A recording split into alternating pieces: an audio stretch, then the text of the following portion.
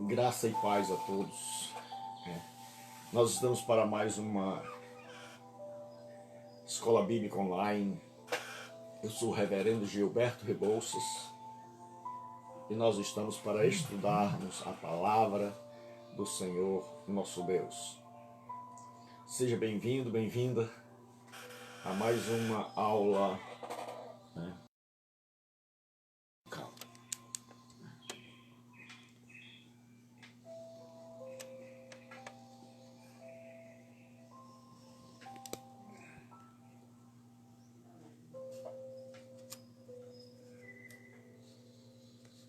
Abra a sua Bíblia no livro do profeta Jonas, capítulo de número 3. Bom dia, Fabiano. Livro do profeta Jonas, capítulo de número 3, capítulo de número 1, versículo de número 1. Livro do profeta Jonas, capítulo de número 1 e versículo de número.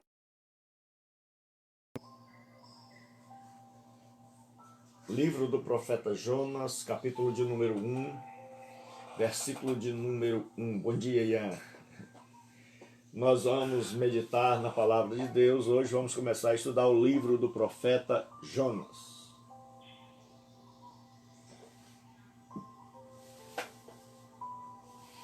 Bom dia, Kelly. Deus abençoe. Bom dia a todos. Então nós vamos agora começar a meditar.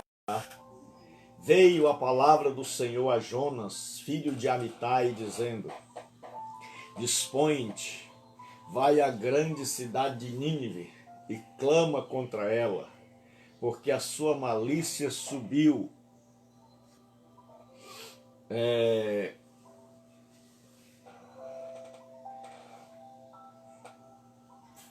até mim. Jonas dispôs-se para fugir da presença do Senhor para Tarsis, e tendo descido a Jope, achou um navio que ia para Tarsis. Pagou, pois, a sua passagem, embarcou nele para ir com eles para Tarsis. Mas o Senhor lançou sobre o mar um forte vento, e fez-se no mar uma grande tempestade, e o navio estava a ponto de despedaçar-se. Então os marinheiros, cheios de medo, clamavam cada um ao seu Deus e lançavam ao mar a carga que estava no navio para o aliviarem do peso dela. Jonas, porém, havia descido ao porão e se deitado e dormia um profundo sono. Amém. Então hoje nós vamos começar a estudar o livro do profeta Jonas. E nós vamos para a introdução, para que a gente possa... Bom dia, Robson. E eu queria saber como é que está chegando aí a internet, que aqui tá com as pausas. E eu queria saber se aí está chegando bem a vocês. Então, se vocês tiverem, puderem dar o feedback, dizer ok, ou não está chegando direito. Obrigado, obrigado. Então vamos lá. Nós vamos começar com a autoria.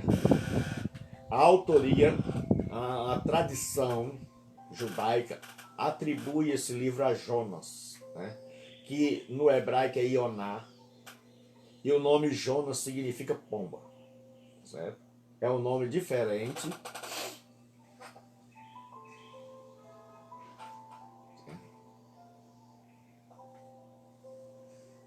Então agora eu creio que melhorou, né?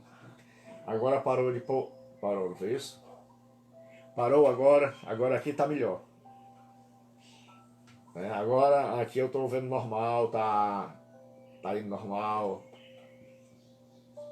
Aqui agora melhorou, certo? Aqui agora ficou normal. Então, Jonas quer dizer pomba, né? E vai dizer que Jonas é filho de Amitai.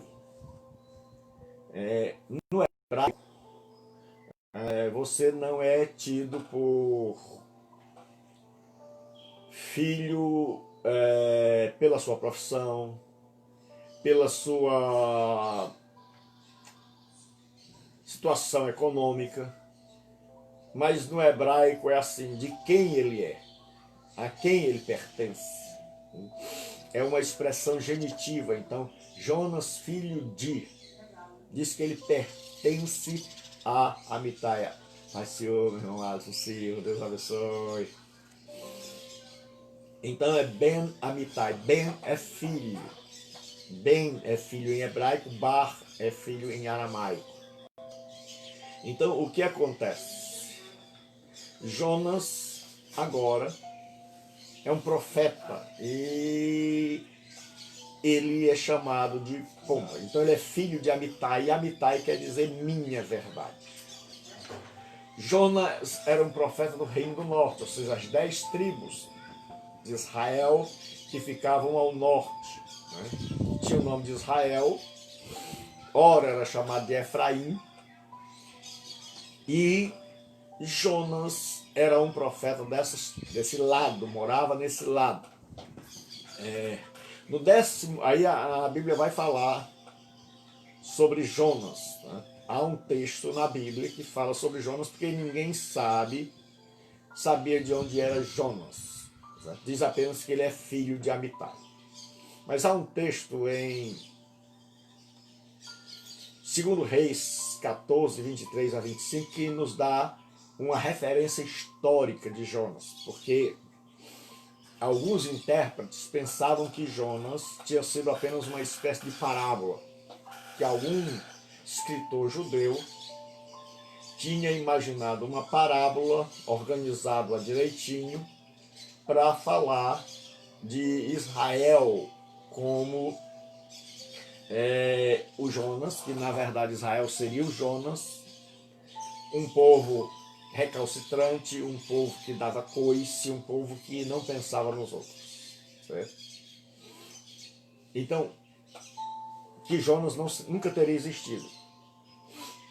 Já os teólogos ortodoxos, né, e eu me incluo na ortodoxia, eles dizem que Jonas era um personagem que existiu no tempo e no espaço, mas que ele simbolizava também a nação rebelde de Israel. Então, tudo que Deus faz com Jonas está profetizando também, não só o profeta, mas a nação de Israel. Porque se fosse só o profeta, não precisaria escrever. Né? Mas tudo que é escrito é preservado para servir de lição e de instrução para outros. Então diz assim: no 15º ano de Amazias, filho de Joás, rei de Judá, começou a reinar em Samaria, ou seja, capital do reino do norte, Jeroboão, filho de Jeoás, rei de Israel, e reinou 41 anos. E fez o que era mal aos olhos do Senhor, nunca se apartou de nenhum de seus pecados, dos pecados de Jeroboão, filho de Nebate, com que fez pecar Israel. Também este restituiu os termos de Israel, desde a entrada de Ramate até o mar da planície. Eu já expliquei a vocês que nos dias de Jeroboão, que aqui é Jeroboão II, ele ampliou o território, né? Até o mar da planície, conforme a palavra de Deus, do Deus de Israel, a qual falara pelo ministério de seu servo Jonas, filho do profeta Amitai, o qual era de Gat-Hefer. Então, há uma referência histórica a Jonas, certo? Que ele era um profeta do Reino do Norte, que profetizou e que era servo do Deus Altíssimo. A naturalidade de Jonas. De onde é que Jonas é? Jonas vem... Então nós já vimos que Jonas quer dizer pomba, talvez por causa de ser um mensageiro, naquela época era pombo correio, né? E Gat-Hefer significa lugar de escravação, ou seja, era um lugar onde as pessoas eram escravizadas, né? E Jonas adivinha de onde? De Nazaré. Quando Jesus está pregando, os judeus dizem assim: vocês não sabem a lei, vocês não sabem o Antigo Testamento, leiam e vejam que nenhum profeta veio da Galileia, nenhum profeta saiu da Galileia. E eles esqueceram justamente Jonas. E é por isso que Jesus vai falar tanto na historicidade de Jonas. Porque o povo estava com tanta raiva de Jesus que eles nem pararam para meditar, porque raiva cega. Né? E muitas vezes na nossa ortodoxia inflexível, a gente pensa que está cheio da verdade, a gente acaba esquecendo de textos da Bíblia. É uma teologia de um lado só. A gente escolhe o que nos agrada, e como eles eram da parte de Efraim, Samaria, então, e principalmente havia o orgulho de Judá, por nunca ter se afastado tanto de Deus, então eles achavam que Deus só tinha profeta daquela área, eles eram bairristas. E agora Jonas é um dos únicos profetas que vem de Nazaré, de onde veio também Jesus, o Nazareno. Né? Então ele é da mesma aldeia que Jesus. A data, provavelmente Jonas escreveu ou no final do século VII ou no meio do século VII, quando a Síria estava despontando para o reinado. Porque alguns dizem que Jonas teria escrito no século VIII, mas no século VIII a Síria ainda não era uma potência tão grande. Provavelmente ele escreveu entre o século VI e o século VIII. Agora a questão da historicidade. Como eu disse a vocês, alguns intérpretes acham que Jonas era uma espécie de alegoria, de parábola que alguém inventou. Então alguém inventou um nome, alguém inventou uma história para Israel, e aí criou a história de Jonas. Principalmente os famosos teólogos chamados de teólogos liberais. Certo? Mas os teólogos conservadores continuam explicando e dizendo que Jonas foi um personagem histórico. Então nós vamos ver aqui qual é o argumento da historicidade de Jonas. Você pode perguntar, professor, mas para que estudar a introdução? Para você saber o que está nos bastidores, o porquê que o livro foi escrito, a situação. E um dia você vai encontrar alguém que é de linha liberal, que não crê nas coisas da Bíblia, porque eles anulam todos os milagres da Bíblia. Então ele vai tentar convencê-lo de que Jonas era uma parábola, de que Jonas nunca existiu, e de que Jonas era uma parábola que alguém escreveu para tentar convencer Israel a pregar para as nações. E nós vamos ver a questão da historicidade. Certo? Jonas é uma personagem histórica. Nós já vimos em 1 Reis, que 1 Reis, certo? 2 Reis, capítulo 14, versículo 25, vai falar de um Jonas, servo de Deus e filho do profeta Amitai. Certo? A segunda coisa que o livro vai nos dizer de personagens, de lugares históricos. Quando você lê o livro internamente, fazendo uma pesquisa, você pega. Vocês estão lembrados que eu disse que primeiro a gente lê o texto. O primeiro livro da Bíblia a ser estudado é o texto. Para a gente pegar o que se chama fio da meada.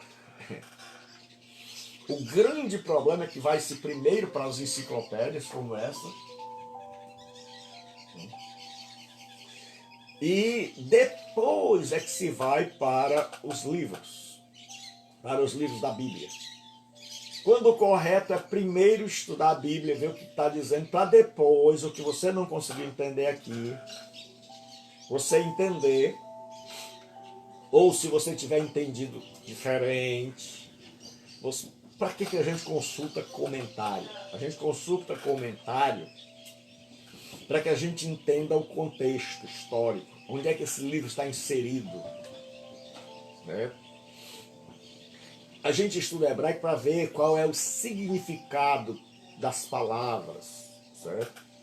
E a gente depois vai para os comentários, eles ampliem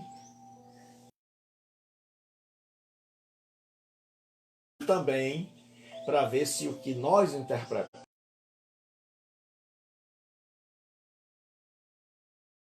igual a nós.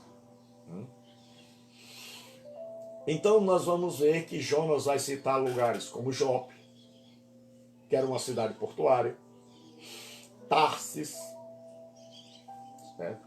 Que era uma cidade, Nínive, que era a capital do Império Assírio. Então Jonas está citando lugares. Mas a maior autoridade é sempre Jesus Cristo. Então Jesus vai escrever, e ele vai escrever, não, ele vai falar sobre Jonas, ele vai falar que Jonas é uma personagem que viveu no tempo e no espaço. Jesus diz assim, Mateus 12, 40 a 42, são dois versículos assim, pois como Jonas esteve 3 dias e 3 noites no ventre do peixe, assim estará o Filho do Homem 3 dias e 3 noites no seio da terra. Os ninivitas ressurgirão no juízo com esta geração e a condenarão, porque se arrependeram com a pregação de Jonas. E eis que está aqui quem é maior do que Jonas. A rainha do sul se levantará no juízo com esta geração e a condenará, porque veio dos confins da terra para ouvir a sabedoria de Salomão. E eis que está aqui quem é maior do que Salomão. Em Mateus 16 e 4, Jesus diz assim, uma geração má e adúltera pede um sinal, e nenhum sinal lhe será dado, senão o sinal do profeta Jonas. Então Jesus vai falar muito, sempre ele vai dar, no mínimo 4 vezes nos evangelhos, de que Jonas foi um personagem histórico, né? E Jesus faz questão de lembrar de Jonas por causa da oposição radical, né, da liderança judaica, dos principais dos sacerdotes, e também dos fariseus, que eram seus principais oponentes, aqueles que se colocavam como obstáculo.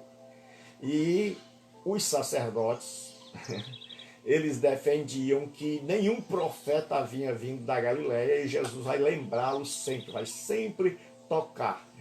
E é engraçado é que aquilo que os céticos mais negam, que é o peixe, Dag Hagadol, né? É o grande peixe. Gadol é grande. Dag é peixe, certo? Então, o grande peixe, o Gadol Dag, Jesus vai falar justamente disso, daquele que o cético diz, não pode ser. E Jesus vai dizer, assim como Jonas esteve 3 dias e 3 noites no ventre do peixe, o Filho do Homem também estará no seio da terra. Agora, por razões que a gente desconhece, o pessoal deu mais valor e mais ênfase ao peixe do que propriamente a mensagem do texto. Hoje, quando se fala em Jonas, o povo se lembra logo não da mensagem do texto, mas do peixe. Se você quiser lembrar de Jonas, as pessoas lembram logo do peixe. E a intenção de Deus não era que a gente lembrasse do peixe. Então, nós temos uma facilidade enorme para a gente se desviar do assunto principal. O assunto principal é Deus e Jonas, Deus e Israel. Então, Deus, em primeiro lugar, trata com um ser individual, para depois tratar com a coletividade de Israel. Então, agora, qual é o contexto histórico? Onde é que Jonas está inserido? Naquela época, Nínive era a capital do Império Assírio. Então, a Assíria era um império, certo? Que foi dos anos 900 a 612, certo? Quase 300 anos. Veja como as coisas vêm, né? O Egito durou quase 1000 anos, mas o Império Assírio já não é tanto, certo? E a Babilônia vai ser menos ainda. A Síria começou a ser uma potência mundial nos dias da divisão do reino, da divisão do Reino do Norte e do Sul. Então, quando o reino se dividiu após a morte de Salomão, a Síria já estava começando a ser uma grande potência. Ou seja, Deus já estava preparando o martelo para desentortar o ferro. Nos dias de Jonas, a Síria já tinha começado também, certo? Um declínio, já tinha alcançado o topo. E não é a questão sobre a epidemia, que alcança o topo e depois desce. E os profetas anunciaram o ressurgimento da Síria como potência mundial, que ela iria voltar, quando o pessoal pensou que ela estava morta, que ela iria voltar mais forte. Os assírios eram conhecidos por sua crueldade, eles eram muito cruéis com seus inimigos, pilhagem, levavam tudo, certo? Para com os vencidos em batalhas.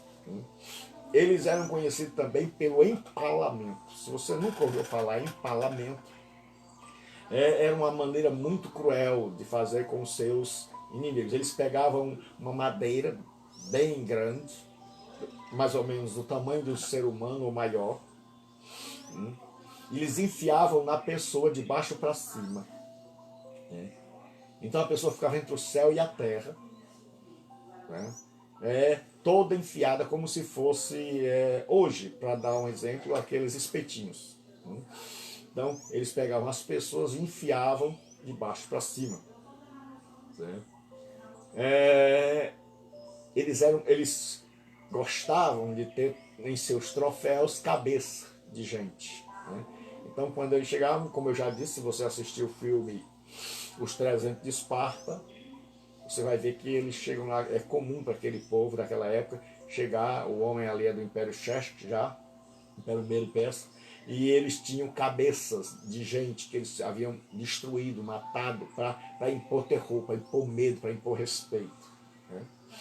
Então a política geográfica, a Síria em relação aos conquistados era a seguinte: a Síria, ela invadia uma nação, ela tirava os habitantes daquela nação e ela mudava os habitantes daquela nação para outro lugar. E ela trazia para aquela nação gente. Então ela fazia questão de misturar. Então ela tirava os mais fortes, colocava em outro país. Por exemplo, se eles invadissem o Brasil, eles tiravam do Brasil uma multidão e levavam para a Arábia. Traziam uma multidão da Arábia, colocavam no Brasil. Para quê? Para que a pessoa não resolvesse lutar, dizer assim, não é meu país, o Brasil não é meu país, eu sou árabe. E aí também ele fazia com que as raças se misturassem, para que as pessoas perdessem a sua identidade. Então a pessoa dizia, eu não sou nem árabe nem brasileiro. Então ele dizia assim, eu não tenho terra. Então o que acontecia? Por isso que você vai ver os palestinos lutando por uma terra. Porque eles eram árabes. Quando Israel foi punido e levado pela Babilônia e pela Assíria e posteriormente por Roma, muitas famílias pobres mudaram para o território de Israel que estava vazio. Se você é pobre, não tem casa, e depois você descobre que tem um território vazio, que as pessoas foram levadas cativas e ali está tudo abandonado, e que você pode reconstruir, então eles foram, trabalharam e reconstruíram. Então hoje eles acham que a terra é deles. Por quê? Porque quando eles chegaram lá estava tudo destruído. Certo? O povo sempre é só do lado de Israel, e a gente às vezes é meio injusto, Porque a gente lê a Bíblia e a gente fica amiguinho de Israel, pensando que o povo de Israel só faz coisa boa. Né? A gente esquece que eles mandam uma bomba e Israel vai lá com um helicóptero, com míssil e mata e bota para quebrar. Certo? Então, Israel, por causa dos seus pecados, foi punido. A ideia é essa: se um de nós peca, e Deus tira da casa, e Deus toma o carro, né? E uma pessoa que está pobre, na miséria, vem lá e passa a morar na casa da gente, e ela passa anos e anos, ela começa a ter direitos. Certo? Quando você volta para tirar, o grande problema é que aquela pessoa agora adquiriu direitos. Certo? Então, os palestinos nasceram lá, e é por isso que eles nem são chamados árabes, nem são chamados judeus, são chamados de palestinos, porque Israel, quando ele foi embora, o povo colocou o nome de Palestinos, e aí os romanos vieram e chamaram Palestina. Certo? Então o que acontece? Nos dias de Jonas, o reino do norte foi levado embora, grande parte, e trouxeram os pagãos de outras nações e colocaram no reino do norte. E aí surgiu uma mistura. Eles casaram com israelitas que ficaram, e aí surgiram os famosos samaritanos. E é por isso que eles nunca se deram bem, porque o judeu, Deus abençoe, o judeu achava o samaritano mestiço, e ele o era. Certo? Então, ele era gente meio judeu, meio israelita, meio pagão. Então, o samaritano ficou sendo odiado, e principalmente porque o samaritano criou uma religião rival. O samaritano criou, com o passar do tempo, um templo lá no Monte Gerizim. Criou sacerdotes para que o povo não descesse para o Reino do Norte. Então, com o passar do tempo, essa briga entre samaritanos foi crescendo e judeus. Porque o judeu é do sul, das duas tribos. Né? E aí Samaria foi ganhando expressão como capital do Reino do Norte. Então, para você entender bem como Deus... Porque a gente às vezes pensa que Deus não está mais no controle da política. A gente fica assim, pensando, meu Deus, Jesus, que medo! Tem gente morrendo de medo das tradições da Ásia invadirem o Brasil, das pessoas que matam outros virem para cá. E um monte de gente, quando começa a pensar isso, pensava até que o Temer nem aparece mais. Né? Então, o que acontece? Como era a política de cada império? Eu vou falar como era a política de cada império para que você possa ter uma noção. A política da Babilônia era levar os escolarizados para lá, reeducá-los, apagar toda a sua cultura, mudar seus nomes, e fazer com que eles servissem na corte. É o que acontece com Daniel, Misael e Azarias, que são chamados Beltesazar, Sadraque, Mesaque e Abednego. Então eles vão mudar comida, mudar roupa. Então, a Babilônia levava cativo, mudava toda a cultura, então a pessoa perdia sua identidade e acabava se tornando um babilônio. Já quando a Babilônia caiu,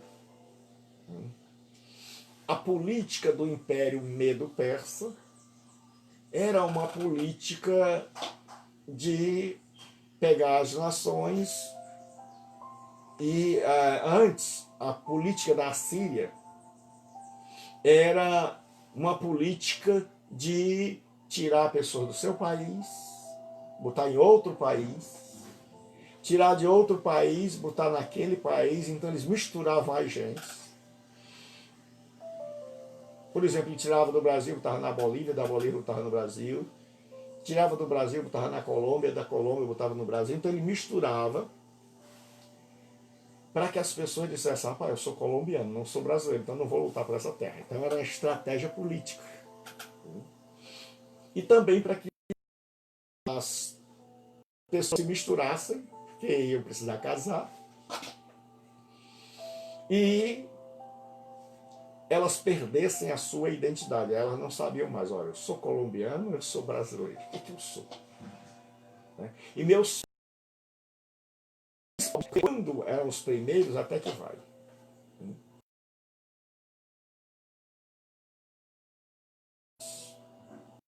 Então havia uma grande diferença dos descendentes. Então, digamos, a pessoa vem do Brasil e da Colômbia, se misturam, aí o pai e a mãe ainda sabem.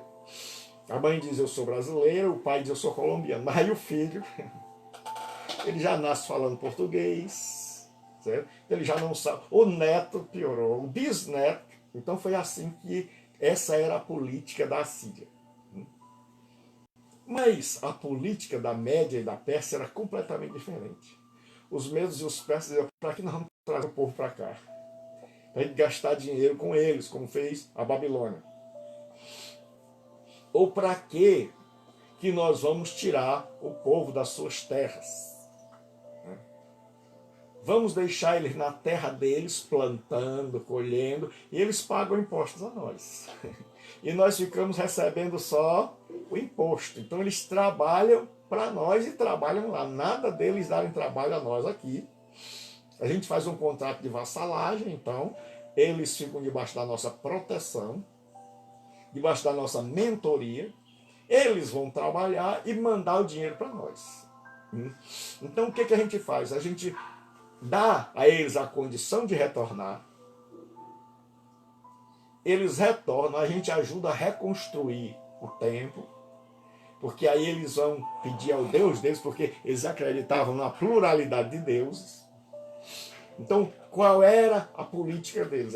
Vamos deixar o povo retornar, eles vão para o seu país. Ao invés de eles ficarem aqui, ou simplesmente misturados, sem fazer nada, só arrumando menino, nós vamos ser mais espertos.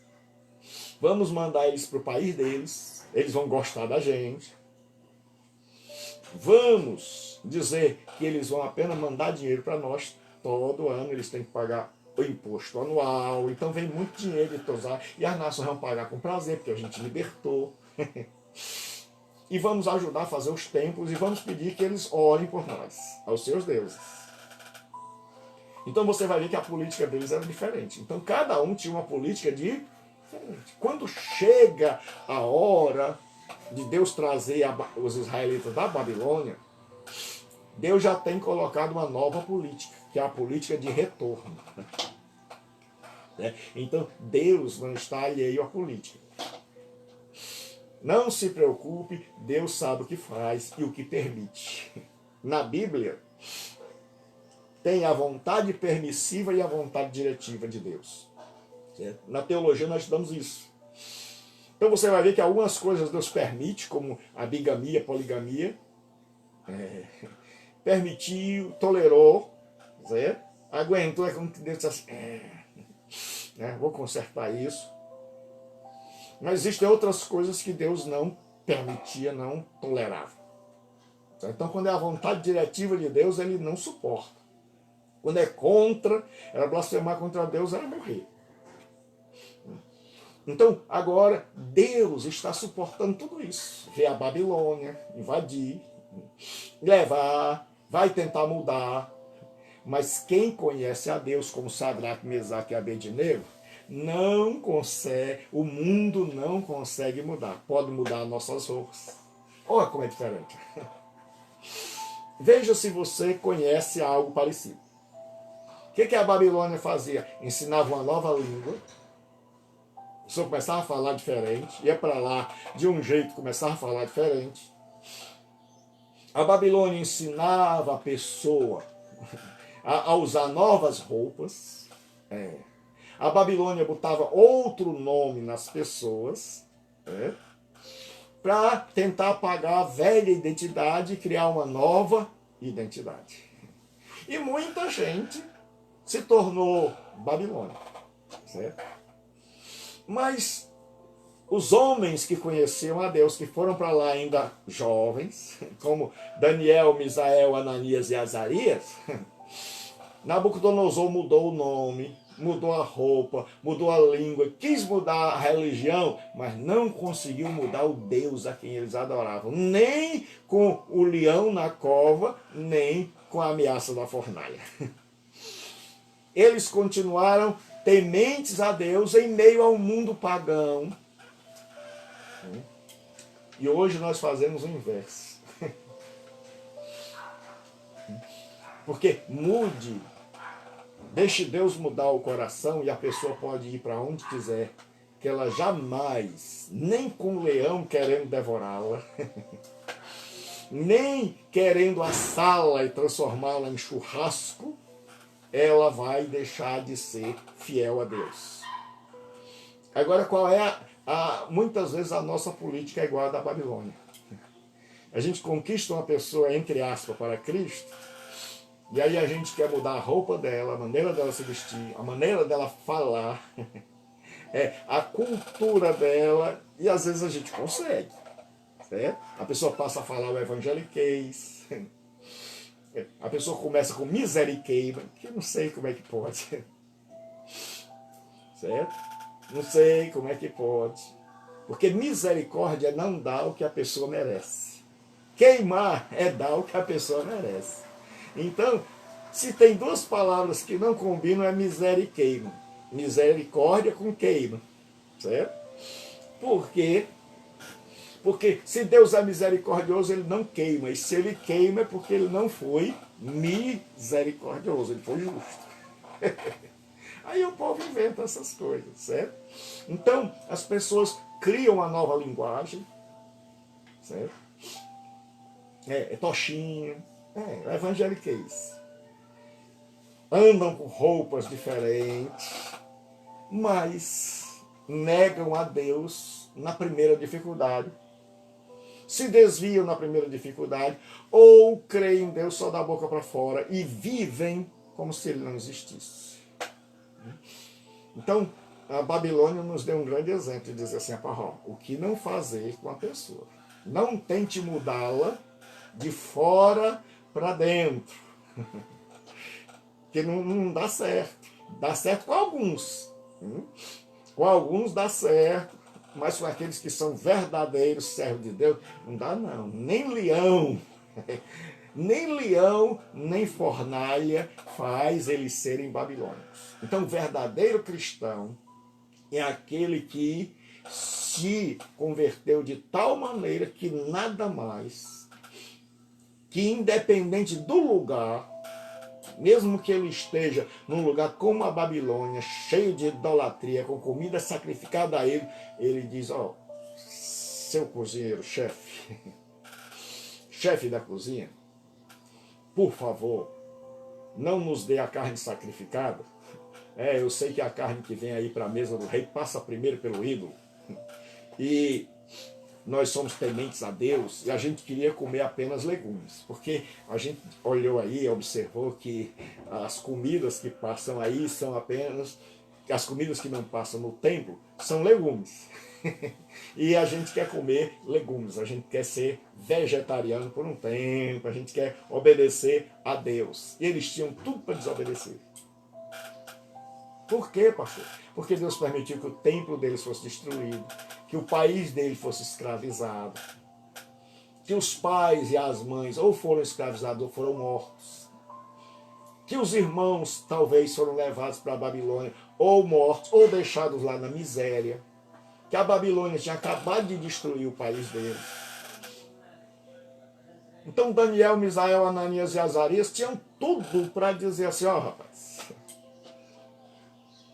que coisa com Deus, cadê Deus? Se não é Deus que deixou a minha vida chegar nessa desgraça, eu estou aqui como escravo. Mas não, eles sabiam que Deus sabe o que faz. Então a Babilônia não mudou. Então nós já vimos a grande política. Então, mesmo que a política seja horrível, diabólica, Deus está no controle, dizendo não vai passar do ponto. Então Deus diz assim, eu quero levar a Babilônia, eu quero levar o povo para fora da sua terra, porque eles acharam que estão no descanso, eles estão folgados, estão pecando contra mim, achando que eu não puno. Então eu vou deixar a Babilônia. Babilônia, você quer crescer? Quer. Então cresça, Babilônia. Vai, Nabu. Nabu, cresça, Nabu. Nabucodonosor cresce e a política dele é tirar. Então ele vai e arrasta todo mundo, a terra fica vazia. Aí Deus agora quer ver se os israelitas continuam fiéis ou se eles continuam na mesma prática de se misturar com os pagãos, como eles faziam a vida toda. E aí os israelitas cometem o mesmo erro. Eles já se misturaram com os pagãos. Quando os pagãos estavam do lado de lá da fronteira, imagine os pagãos estando do lado de cá. Porque quando a pessoa não é crente mesmo que ela esteja no céu, ele dá pé. Lembre-se que o diabo pecou sem ter nenhuma tentação. Imagine sem tendo. Certo? Então agora o povo de Israel vai mostrar que realmente não está nem aí para Deus. Certo? O lado do norte. Então Deus deixa a política fazer daquele jeito. Então eles estão pagando, eles estão escravizados. E aí chega a hora que Deus é misericordioso, e Deus diz assim, eu prometi que o castigo era só de 70 anos, agora eles já aprenderam, os meninos não querem mais idolatria, eles estão enjoados de idolatria, não aguentam mais idolatria, eles já aprenderam a ler minha palavra, agora eles não dependem mais do templo, Eles não são crentes só no templo, eles aprendem a se reunir em grupo, e eles chamam esses grupos de sinagoga, e eles copiaram as escrituras, eles se voltaram para mim. Tem um homem chamado Daniel aí orando direto, lendo o livro do profeta Jeremias, dizendo, pai, o Senhor prometeu que foi só 70 anos, aí Deus levanta o império do Medo Persa, que diz assim, vamos mandar esse judeu para casa deles. Vamos mandar essa multidão para lá, trabalhar e mandar o nosso dinheiro. Mandar o nosso dinheiro. E aí, vamos pedir ainda que eles orem por nós, porque nós acreditamos em tudo que é Deus e vamos dar ainda uma ajuda para eles irem para casa. Neemias, vem cá, Neemias.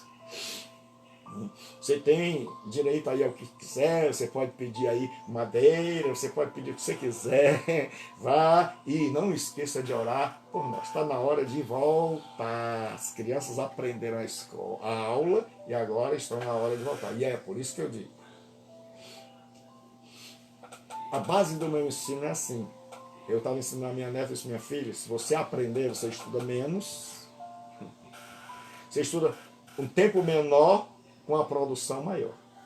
Se você não se interessar por aprender, você vai repetir, repetir, repetir, repetir e repetir. E daqui a pouco você está um homem sentado naquela salinha que nem cabe, junto com um monte de menino. Porque você repetiu, repetiu, repetiu. Com Deus é assim. Se você procura aprender, você passa de ano. Aí Deus vai revelando mais. Porque Deus vai revelando as coisas aos poucos. À medida em que nós vamos crescendo. Porque se Deus revelasse tudo de uma vez, a gente cairia fulminado. Certo? Nossa cabeça encheria que a gente ficaria assim doido. É informação demais. Dizer, para, pai, para que eu não estou entendendo nada. O senhor devagarinho, mas não estou entendendo. É como se Deus fosse revelar. Deus vai revelando um erro nosso de cada vez. Se Deus revelasse tudo, a gente tirava a vida. A gente ia dizer, não presta tudo não. Então, cada vez, por isso que você conserta um problema na vida, de repente aparece outro. Seria assim, meu Jesus. Por isso que eu não acredito nessa história e a pessoa com 6 meses já se eu estou liberto. Você está liberto de quê? Então, o que acontece agora é que Deus está no comando da política e Ele permite que um determinado sistema político governe enquanto está cumprindo os planos dele. E Deus vai chamar Nabucodonosor meu servo. Aí você diz assim, pastor, eu queria até saber disso mesmo. Porque Deus tem 2 tipos de servos. Todo mundo no universo, querendo ou não, acaba servindo a Deus. E Deus tem os servos conscientes São aqueles como Isaías, Abraão, Moisés, aqueles que têm consciência de que estão a serviço de Deus. E os outros, mesmo os rebeldes, estão prestando um serviço a Deus. E aí esses, sem saber, estão servindo a Deus, como é o caso de Nabucodonosor. Deus disse assim, Nabucodonosor meu servo. Não é que Nabucodonosor fosse convertido. É que Nabucodonosor está prestando um serviço a Deus. É por isso que Lutero diz que desse jeito, sem saber, até o diabo é o diabo de Deus. Ou seja, quando ele tenta um cristão, na verdade, ele está fazendo um serviço a Deus. Por quê, pastor? Porque ele está experimentando aquele que Deus espera que vença. E quando o crente vence a tentação, Deus está dizendo, ensinei a você. Mas precisava de um tentador, porque Deus não pode ir lá te tentar. Então, o diabo, sem querer e sem saber, acaba fazendo coisa para ser instrumento, né? Ser servo de Deus nesse sentido. Né? Servo é alguém que presta algum serviço. Então, a política, por pior que seja, ela está sempre prestando um serviço a Deus. Por exemplo, o comunismo, que matou tanta gente. Ele serviu para mostrar que sem Deus não dá certo. Todo mundo aprendeu lá que, rapaz, comunismo não dá certo. Hoje você vê aí essa turma aí do comunismo aí que na hora das eleições, nem a esposa deles vota neles. Ninguém vota neles. Antes o Brasil morria de medo do comunismo, exilou gente. O Brasil tinha o maior medo, principalmente impulsionado pela religião. Dizia assim, rapaz, não deixa de vir não, que eles vão fazer a gente tudo ateu. Religioso morre de medo. Cristão fiel, a primeira coisa que lança fora é o medo. Passa a confiar em Deus. Aí eles perseguiram as pessoas, fizeram a ditadura, perseguiram para impedir o comunismo. E também para fazer maldade. Porque a pessoa quer uma coisa que legitime a sua maldade. Então, Deus abençoe, Cláudio. Então, nós estamos agora vendo isso. Então, Deus está no controle da política. Então, na hora que Ele quer abençoar, Ele abençoa. Certo? Então, os assírios eram adoradores do deus Marduk. Eles tinham vários deuses. O deus Nebo, desculpe. Marduk é o da Babilônia. O deus Nebo. Certo? Mas eles adoravam, eles eram vários. Theos, Deus. Ista, crença. Certo? Então eles eram politeístas. Qual é o estilo literário do livro do profeta Jonas? É o que a gente chama de estrutura concêntrica. Rapaz, é tremendo. Quando você vai ler o livro de Jonas, você vai ver que o livro de Jonas tem um quiasmo. A letra qui, em grego, ela faz um X. E se você for ler a estrutura do livro de Jonas, o capítulo 1 vai fazer uma correlação com o capítulo 3 e o capítulo 2 com o capítulo 4. Em forma de X. O que a gente chama de qui, como é o qui tem a forma de um X, então na teologia se chama isso de quiasmo. Então eles escreviam em forma de X. Pai do Senhor, Deus abençoe, Cláudio. Então o que acontece? Você vai ver. Capítulo 1, chamada e desobediência. Capítulo 3, chamada e obediência. Do profeta Jonas. Aí você vai ver, pai, capítulo 1 está ligado ao capítulo 3. Capítulo 1, chamada e desobediência. Aí no capítulo 3, 1 com o 3, é como aquela professora que diz assim, ligue. Então, como o judeu escrevia, porque ele pregava como nós pregamos, mas quando ele escrevia em forma poética. Então tenha muito cuidado quando for ler os profetas, porque uma coisa é ler profeta menor e outra coisa é você ler um livro como o de Josué. Um livro histórico, que está falando de uma narrativa. Então ali ele está contando que cercaram Jericó, que Raabe, ali não tem nada de figurado, ali a muralha caiu mesmo, certo? Mas quando você está lendo um livro profético, você tem que ter cuidado porque os profetas escreviam em forma de poesia. Então você vai ver que o livro de Jonas é estruturado assim, do 1 para o 3, do 2 para o 4. X, que é chamado de quiasma, ou quiasma. Então, o que acontece? No 1, como eu vou repetir, chamada e rejeição. Chamada e desobediência. No 3, chamada de novo e obediência. Aí no 2, tem oração pela salvação de Jonas. E Jonas fica feliz, certo? Tem a felicidade de Jonas por causa da sua salvação. Então vamos lá, como se você estivesse aqui pertinho. Então capítulo 2 tem oração e alegria pela felicidade da salvação de Jonas. Então tem alegria pela salvação de Jonas. No capítulo 4, tem raiva de Jonas pela salvação dos ninivitas. Vocês, poxa.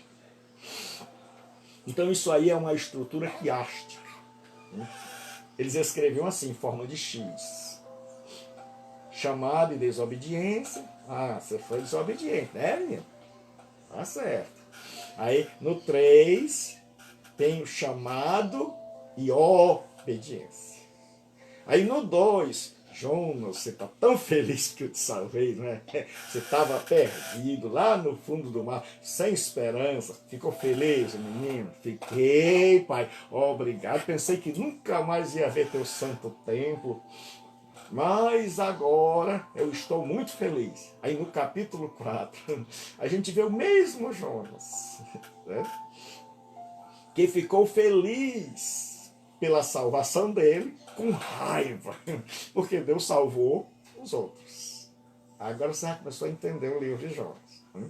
E como o judeu escreve de uma maneira que você, uma vez aprendido, certo? Uma vez compreendido, você não esquece jamais. Você nunca mais vai esquecer que o livro de Jonas foi escrito em forma quiástica. O capítulo 1 tem tudo a ver com o capítulo 3. Deus chama Jonas e Jonas desobedece. O capítulo 3, Deus chama e Jonas agora obedece. No capítulo 2, Jonas está feliz por causa da sua salvação. No capítulo 4, ele está com raiva por causa da salvação dos ninivitas. E existia dentro do quiasma o que se chama de estrutura concêntrica. Vixe, pastor, o que é isso? É que eles colocavam no meio o assunto mais importante. E aí eles vinham assim: 1, 2, 3, 4, 5. Aí no meio, no 6, no 5, eles colocavam o texto principal. Aí eles começavam: 5, 4, 3, 2, 1. Aí você lê lá embaixo, tá igual lá de cima. Você diz: eita, peraí, eu li esse negócio aqui lá em cima e aqui embaixo está a mesma coisa. No 1 e no 10 está a mesma coisa. No 2 e no 9 está a mesma coisa. No 3 e no 8 está a mesma coisa. Aí você vai descobrir, por exemplo, todo o livro de Jonas está assim, e a maioria do livro dos profetas, e o livro de Gênesis. Se você pega Gênesis 1, você vai ver, primeiro dia que Deus fez, aí você está respondendo aí a luz. E disse Deus: haja luz, Vayomer Elohim, Or, Vayehi, Or. E disse Deus: haja luz, e houve luz. Mas no quarto dia, porque são 6 dias, né? 3 e 3, no quarto dia o que ele fez? Os luzeiros. Certo? Então está em forma quiástica. Luz, luzeiro. Luz, luzeiro. Então aqui você pega o capítulo 2, de Jonas, e tem uma estrutura quiástica. certo? No capítulo 1. Então você vai ver, é 2 metros. Vai falar o temor dos marinheiros, na primeira parte. Lá na última parte vai falar do Jonas. Falou dos marinheiros, agora fala do que acontece com Jonas. Segunda parte fala da oração dos marinheiros. Na última, a fala dos marinheiros. Na terceira, a narrativa lá. Na antepenúltima, a narrativa de novo. Na quarta, fala do capitão com Jonas. Tá? Agora, a fala dos marinheiros. Lá embaixo. Aí, na sétima, a fala dos marinheiros. Agora, começa tudo de novo com a fala dos marinheiros de novo. E no meio, bem no centro, por isso que o nome é chamado concentro, que é para dizer, por que o José escrevia assim, pastor? Primeiro, era o recurso mnemônico. O que é isso? É mimesis. É memória. Era para decorar, para a pessoa aprender. Segundo, é porque eles sabiam organizar direitinho para preservar o texto. E terceiro, é para você saber qual era a parte principal. A parte principal é quando o povo chama Jonas e diz: quem é você? De que povo é? Qual é o teu Deus?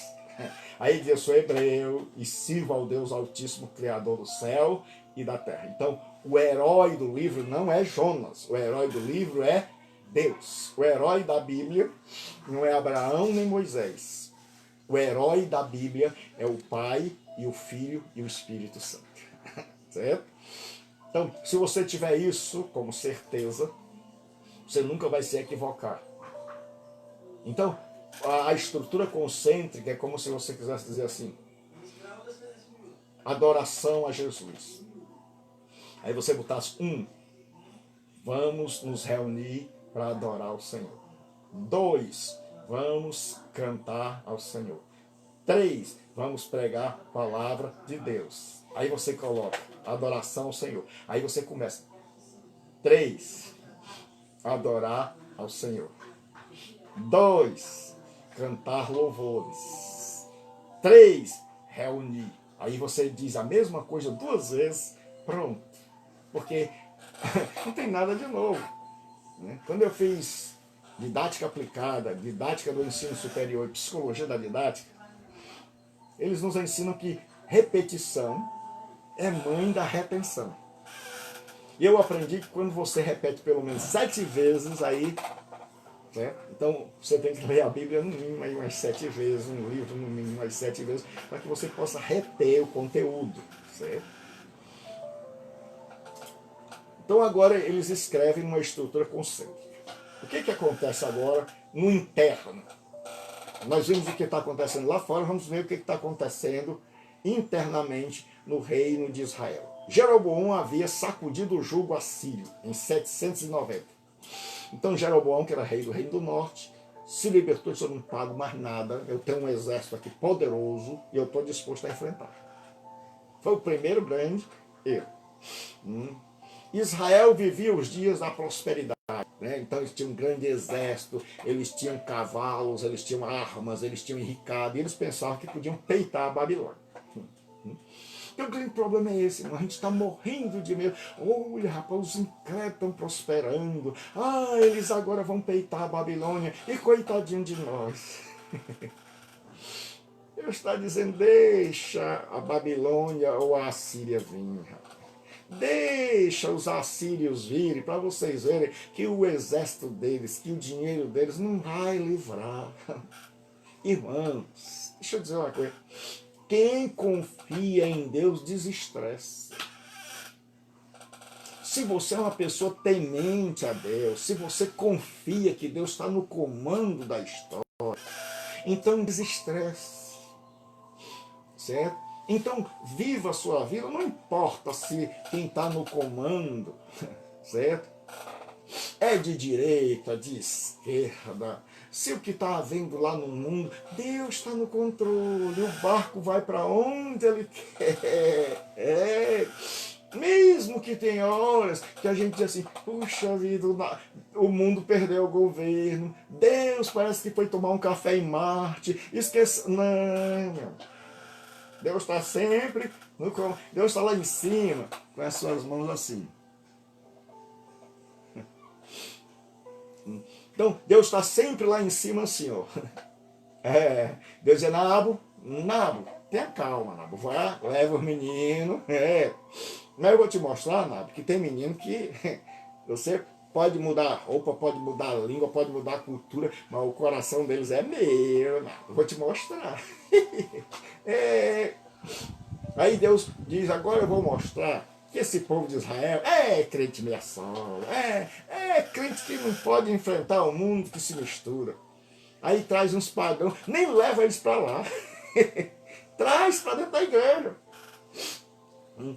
Aí, pronto, agora, política da Síria traz as pessoas para dentro de Israel. Eles se casam, perdem a identidade, se misturam com os internos. Por quê? Porque nunca foram transformados. Olha a grande diferença entre Daniel, Azarias, Misael e Anaías, lá na Babilônia. Tinham tudo para dizer assim, eu vou me desviar, eu vou cair na gandada, ninguém tá vendo, papai e a mamãe ficaram em casa. Eu vou aqui deixar de comer da mesa do rei, beber do vinho do rei. Não, eu vou lá comer legume, tá doido? Não. Eles eram fiéis, porque fidelidade é algo que o Espírito Santo implanta no coração de gente regenerada. Mas os outros estão em casa. Ao invés deles ganharem os que vieram ganharam eles. Aí chega a hora onde Deus já mostrou quem é quem. Porque Deus permite as coisas para mostrar quem é quem. Tem muito crente que quando o governo é de esquerda, para arrumar um emprego, ele muda a visão dele.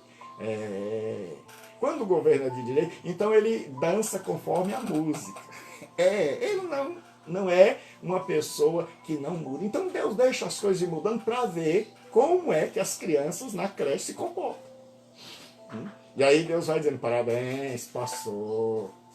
E Deus vai dizendo, tá vendo? Eu sabia que isso aí não passava. Eu sabia que isso aí não era convertido, certo? Só que vocês não sabiam ainda, então eu estou mostrando aí que... Então muitas vezes Deus permite vir gente incrédula para dentro da igreja, que nunca foi renascida, para testar, para mostrar assim, ó, vocês que diziam que eram tão crentes, eu não sei de paletó, aleluia, glória a Deus, que era do manto, do reteté. De repente a gente vê, caiu. Irmão, cadê? Deus está dizendo, meu irmão, era só da boca, não faz só barulho. Não tinha substância, não tinha conteúdo, de Bíblia não sabia nada, não me conhecia. Por isso o pagão veio, levou. E quanta gente nós temos. Eu fui atender um senhor, um homem, um cara bem parecido, que me pediu, pastor, eu queria conversar com o senhor, mas queria conversar com o senhor longe, queria convidar o senhor para jantar, para almoçar. E até eu fiquei assim, ele disse, mas porque eu queria conversar com o senhor, né? Pediu as orientações suas. E lá ele me disse, né, como eu não vou dizer o nome, ele me disse, pastor, é porque na igreja eu estou saindo com as 6 mulheres. E quando eu saio, as mães dizem assim, ó, minha filha, não esqueça o preservativo. Ou seja, sabendo que o rapaz tinha dinheiro, a mãe já queria, certo, ser sogra dele. E é assim que nós temos muita gente, certo? Ele disse que só naquela ele estava saindo com 6, porque ele tinha dinheiro, tinha um carro bonito, era um cara bem parecido.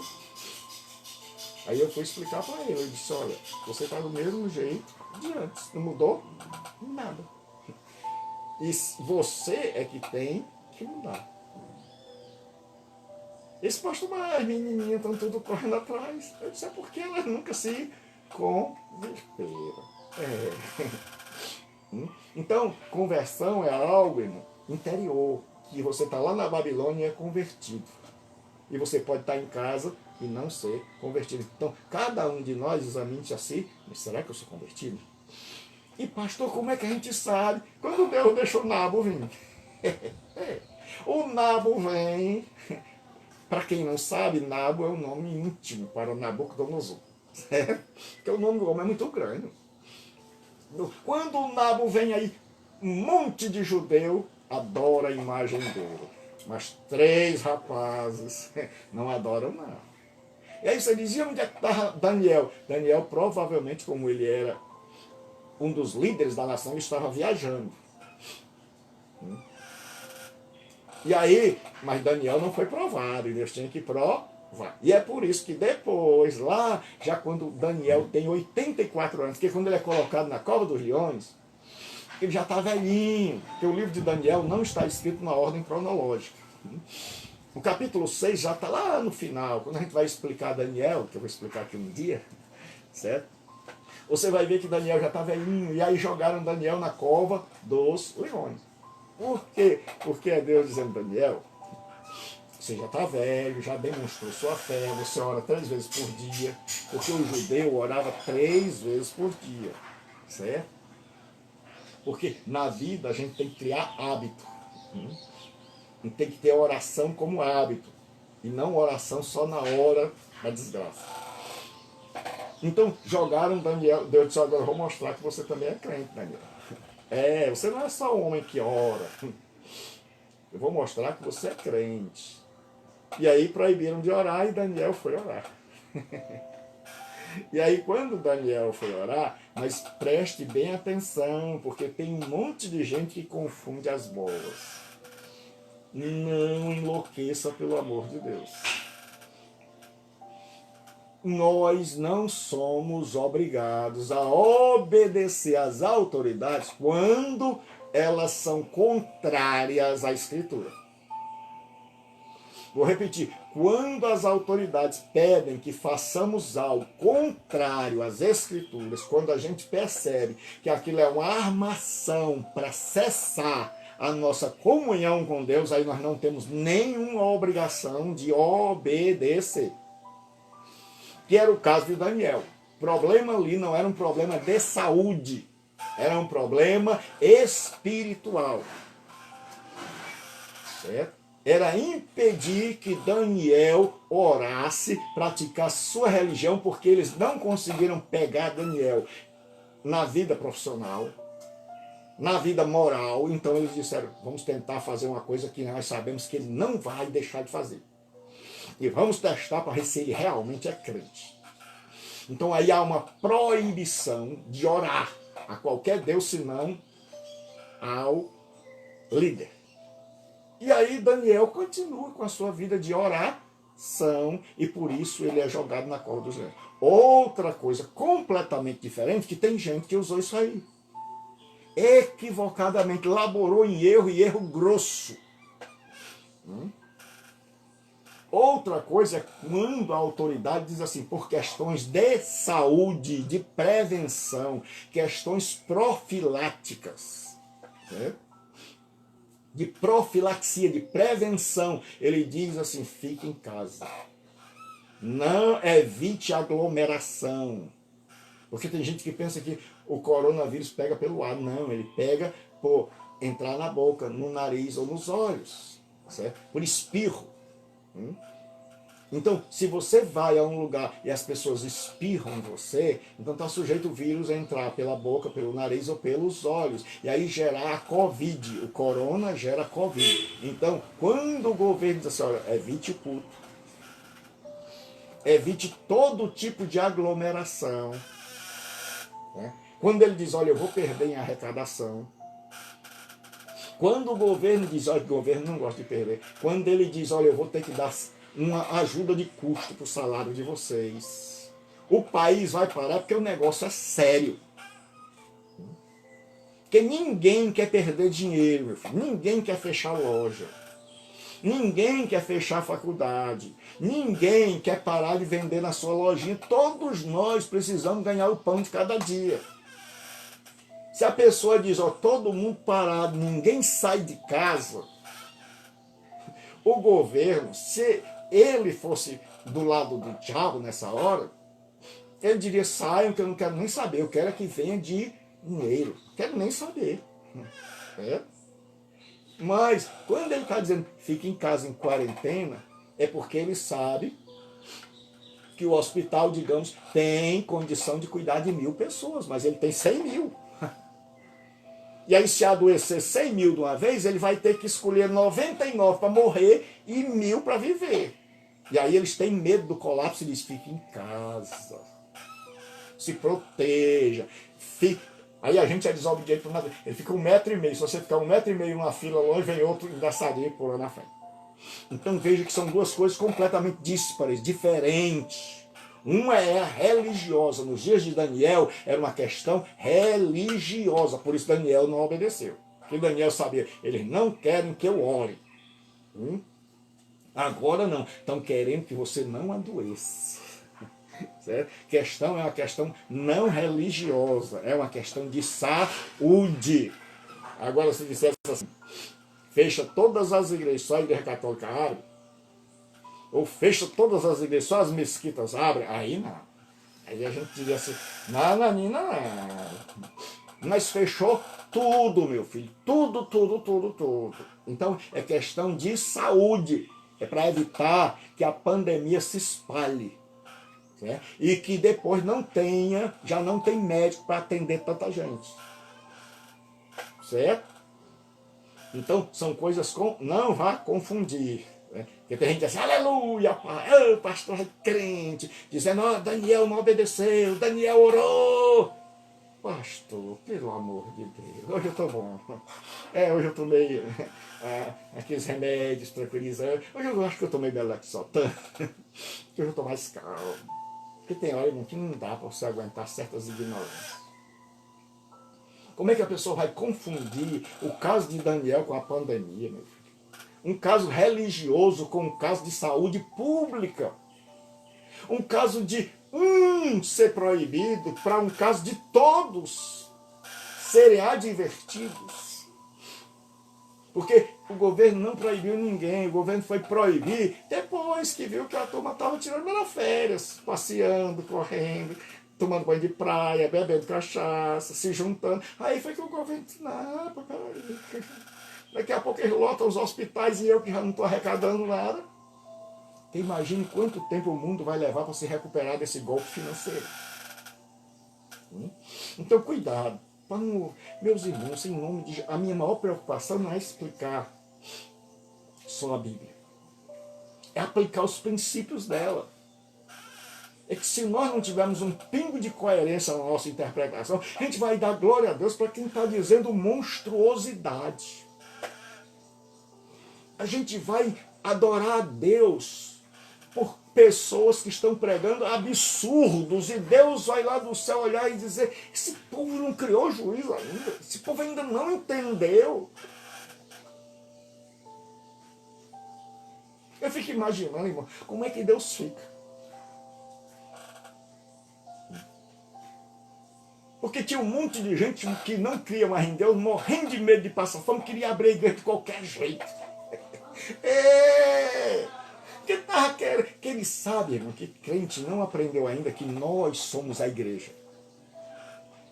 E crente só dá disso se estiver indo para a igreja. Se ele não for, ele não dá. Ele não cria o hábito de ir lá no banco e depositar, tá aqui, Senhor, meu dízimo. Porque o pastor não está vendo, mas o Senhor está. Então está aqui meu dízimo, está aqui minha oferta. Não, ele só dá disso se for na frente de todo mundo. Lá vem a salva, que não vai para o céu, é a única salva que não vai para o céu. Ou então tem o ofertório, aí ele vai lá na frente de todo mundo com um envelopezinho. E ainda vai na maior cara de pau, bota aqui rolado na mão, que a tua mão direita não vejo que a tua mão esquerda viu. Maior falsidade do mundo. Aí coloca lá no gasófilas ou na salva. Mas ele só quer dar lá. E aí ainda pede o ticketzinho. Eu quero comprovar. A relação dele com Deus é comercial. Relação dele com Deus é comercial. Ele diz assim, é como você vai, passa o cartão, dê aí a minha via. É quando você paga no supermercado, você diz assim, ele age do mesmo jeito na igreja. Ai de quem não der para ele. Ai do pobre do obreiro que estiver tirando as ofertas. Esqueci, quer dizer, irmão, Cadê o meu cupom fiscal aí que eu paguei no Clube Celeste? Que não está dando para Deus. Aí você vai ver. Ele fala tanto em disso, prega tanto em disso, mas na hora de pagar, ele diz assim, graças a Deus, está tudo fechado. porque é uma incoerência medonha. Diz assim, ou eu queria ir para o templo para orar, porque ele quer, na verdade, ser visto. Uma pessoa me perguntou, pastor, mas está tão triste. Eu disse, por quê? Porque, pastor, eu não estou podendo ir orar. Eu disse, irmão, por quê? Porque a irmã não está orando. É porque a igreja está fechada, pastor, fecharam as igrejas. Eu acho que devia deixar a igreja para a gente orar. Não tem ninguém, pastor. Eu chego lá, não tem ninguém para orar. Eu digo, minha irmã, para orar, não dá para orar sozinho. Isso é verdade. Eu disse, é porque na oração tem que ter duas pessoas. Ele disse, pastor, só tem eu. Eu disse, é porque a irmã não viu. Só nós. A irmã não viu. Tem Deus. Precisa de quem ora e de quem recebe a oração. Não precisa de mais gente, não. Fica assim meio sem graça. Porque geralmente, aí a gente descobre, a gente quer ir para a igreja para os outros verem. Se não tiver plateia, a gente diz, não brinco mais. Estou fora da brincadeira, não gostei. Cheguei aqui, só tem Deus. Aí Deus está ensinando. Meu filho, aprenda a orar na sua casa. Tem um tal de lockdown aí. Ninguém pode sair de casa. Aprenda a orar em casa. Muita gente não orou. Passou a pandemia toda. Orou quando estava morrendo de medo. Quando aquela televisão fazia aquele negócio de alarmar. Aí disse, 1000 morreram de corona. O mundo está impregnado. Todo mundo vai morrer. Eita, estão fazendo hospital de campanha. E o corona vai pegar em todo mundo. Bote uma máscara, 2 máscaras, 3 máscaras. Bote aquela coisa de colocar solda na cabeça, de soldado, de soldador. Aí vista um traje de astronauta. Aí fica todo mundo feito doido. Eu acho que quem ficou feliz foi quem gostava de álcool, porque tinha álcool em todo canto. É álcool em todo canto. É álcool misturado com água, é álcool que você passa na mão assim e nunca sai. Parece que é um álcool misturado com com piche. O que acontece? Nós vivemos desse jeito. Aí muita gente, quando tirou o templo, parece que tirou Deus. Só não orou mais, não cantou mais, não fez o culto doméstico, não fez o culto em casa. Quem diz, meu Deus, no domingo era para estar na igreja. Ao invés de estar em casa. Ao invés de estar adorando a Deus. Não, mas ele precisa de gente para aplaudir. Então nós temos que ver assim, será que eu preciso de gente? E tem pessoas que chegam para mim e dizem assim, mas pastor, eu preciso ir para a igreja. Para me reunir, eu digo amém. Aí a pessoa vai, chega tarde no culto e volta cedo. Assim que termina o culto, aí você pergunta, conversou com fulano? Não, terminou. Antes de terminar o culto, uns 15 minutos eu já vim por causa da correria. Que incoerência é essa? O senhor e a senhora não disse que queria ir para o culto para comungar com os irmãos? E aí, não esperou nem terminar. Foi. Falou com quem? Ninguém, só apareceu com o porteiro, né? Que eu vi, quase passo por ele, eu cheguei atrasado e saí. Eu cheguei 15 minutos depois, saí 15 minutos antes. Então eu não falei com ninguém. Qual é a diferença de ter orado em casa e cantado em casa? Só tem uma diferença, o risco de ter pego o corona. Uma carona com o corona. Então, tem coisas, irmão, que a gente precisa pensar, certo? Pensar e pensar muito. Então, religiosamente, Israel estava cada vez mais formal e entregue à idolatria.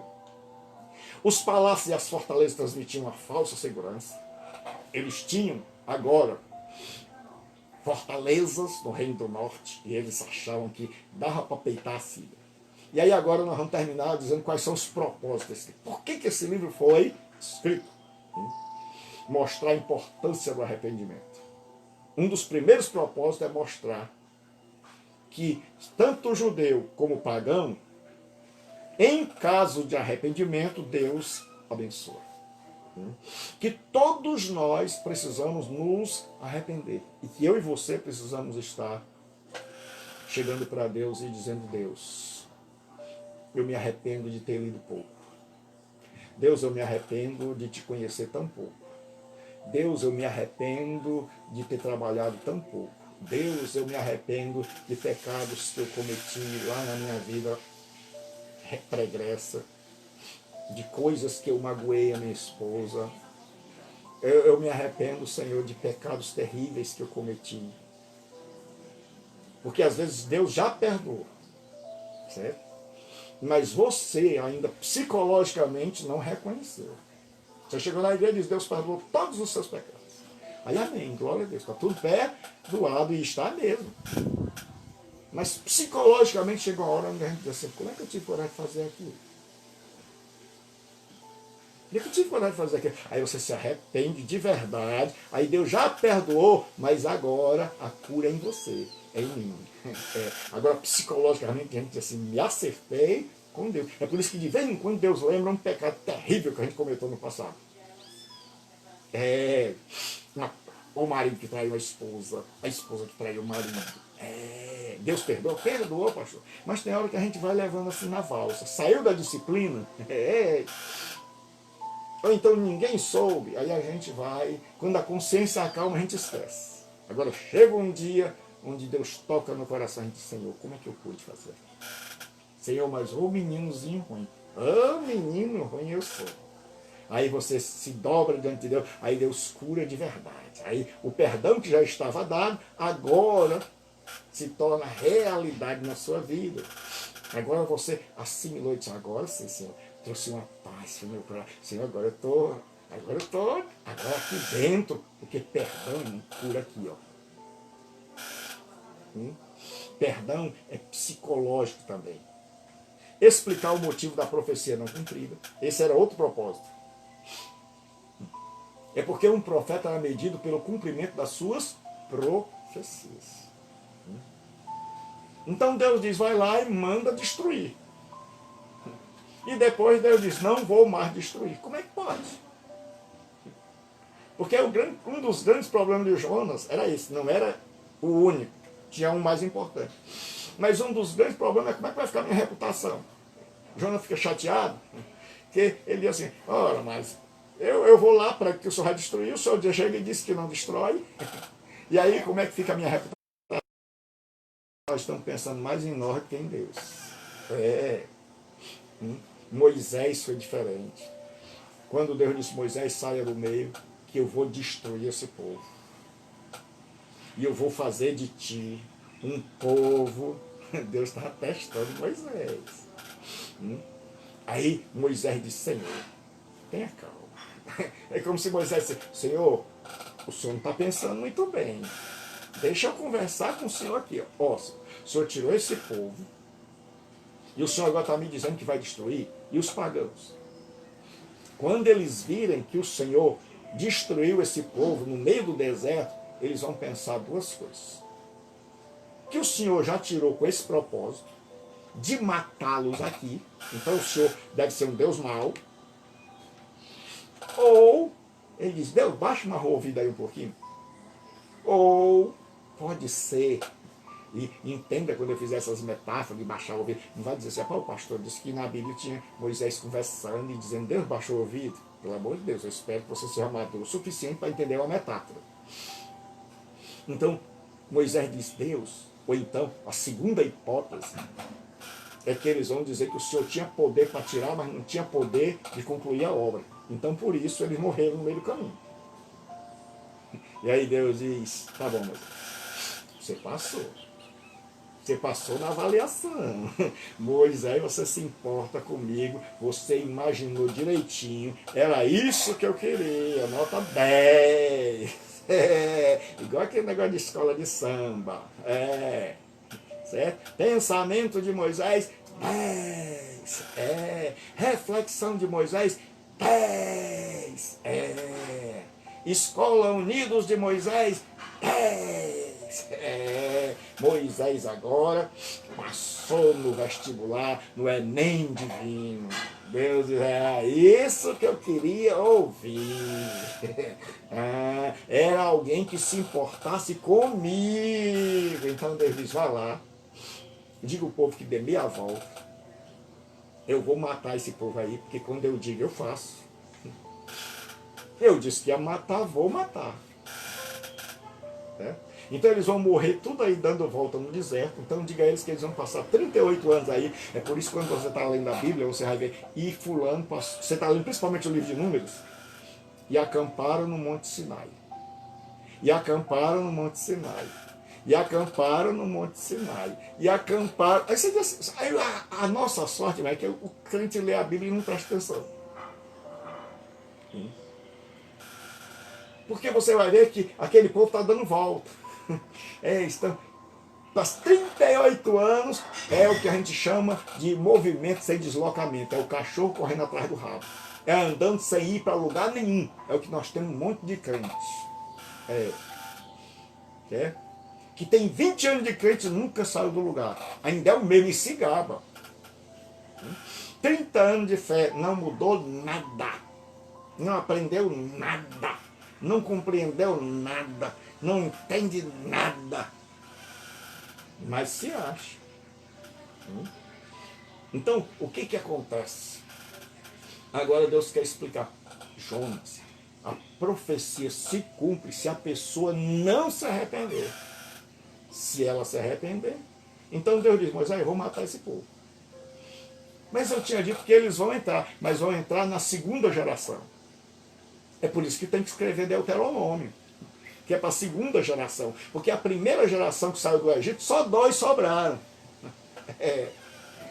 Certo? De milhões, só 2 passaram no teste.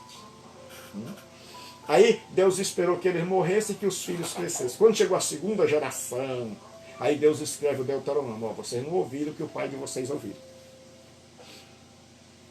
Porque para entrar, para sair do Egito e entrar na terra prometida, meu irmão, tem que ter outra cabeça. Tem que ter nascido de novo. Não dá. Se sair do Egito e quiser entrar na terra prometida com a velha cabeça, desejando os legumes do Egito, querendo morrer no Egito, sem a fé em um Deus que tira a água da rocha, que manda maná do céu, não adianta. Deus pode fazer todo tipo de milagre. Que tem muita gente que diz que hoje nós não temos mais fé por falta de milagre. Se milagre produzisse fé, o povo mais fervoroso tinha sido aquele que saiu do Egito, porque ninguém viu milagre como esse. Ninguém. Ninguém viu o mar se abrir, o Jordão se abrir, ninguém viu o Egito ser destruído pelas pragas. Mas eles morreram no deserto. Certo? E os filhos dele, aí Deus diz, essa geração, eu disse que ia matar. Moisés orou para eu não matar, certo? Eu matei os ímpios e a descendência deles vai entrar. Então, eu cumpro a minha palavra. Que eu disse que vai morrer, vai.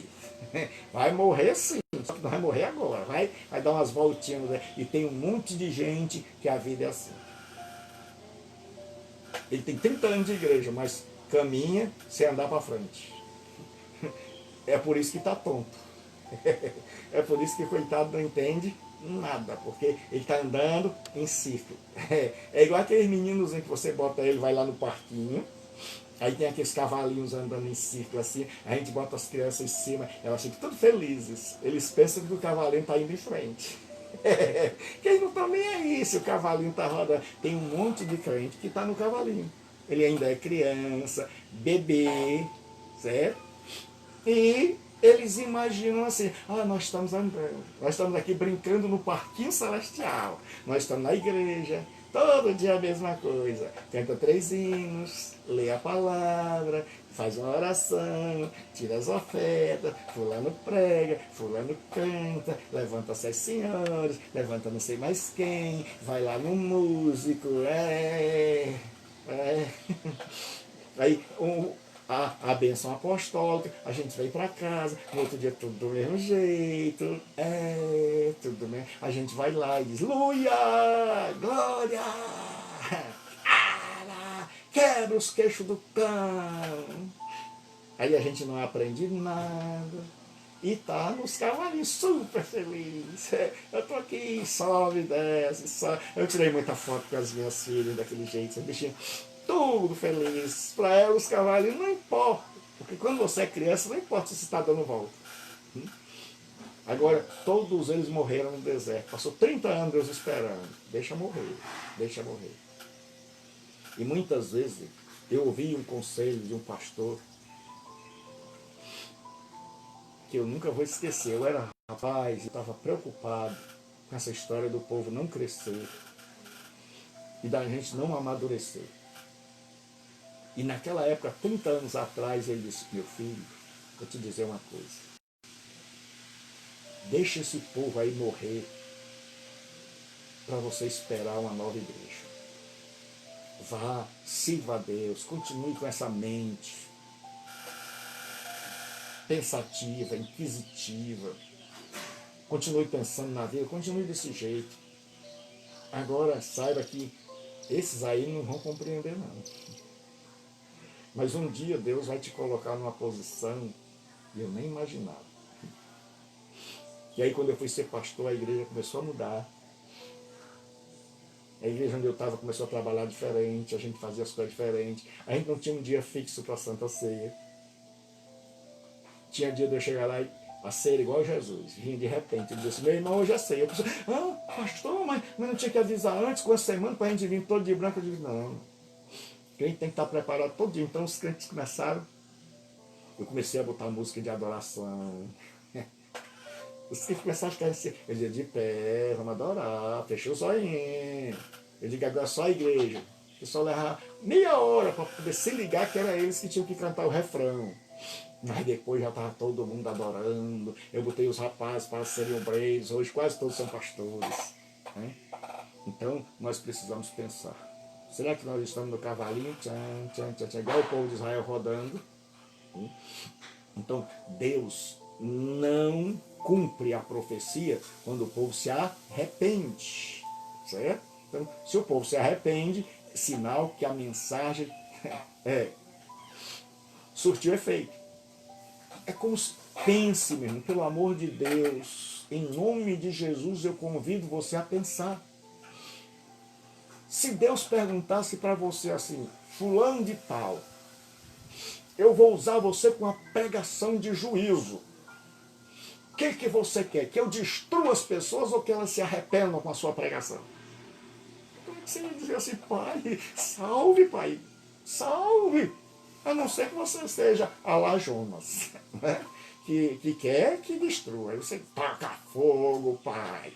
Tem muita gente hoje que se Deus disser assim: meu filho, vou usar você como pregador. Você quer ser um pregador da destruição, daqueles que dizem assim: desça fogo do céu, se eu sou homem de Deus, desça fogo do céu e consuma vocês. E os soldadinhos tudo virando churrasco. Tinha um monte de gente que dizia: pai, eu quero esse ministério.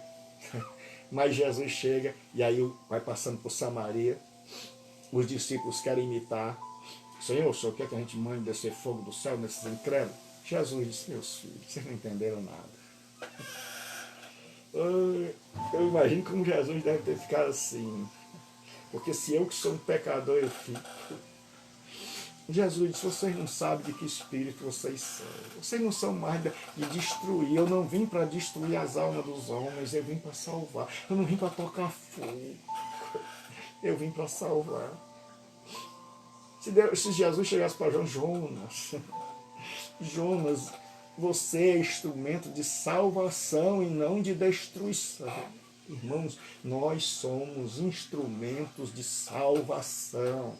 Então a nossa mensagem, ela é uma mensagem que produz fruto, é uma mensagem ungida, não quando as pessoas são destruídas, mas quando as pessoas são convertidas. Então, o objetivo da mensagem não é levar as pessoas à destruição. O objetivo da mensagem é levar as pessoas à conversão. E a mensagem de Jonas surtiu efeito, ele nem prestou atenção nisso. Que tipo de pregador você é? É o pregador que quer a destruição ou a conversão das pessoas? É aquele que quer que as pessoas virem churrasco, caso não te ouçam, ou aqueles que fiquem alegres? Porque Jonas ficou alegre com o povo que se arrependeu. Faz sentido um negócio desse? Faz sentido. Você pregar emburrado, e Deus é tão bom que pega um pregador que em hebraico são apenas 5 palavras daqui a 40 dias. E ele ainda está com raiva porque Deus deu 40.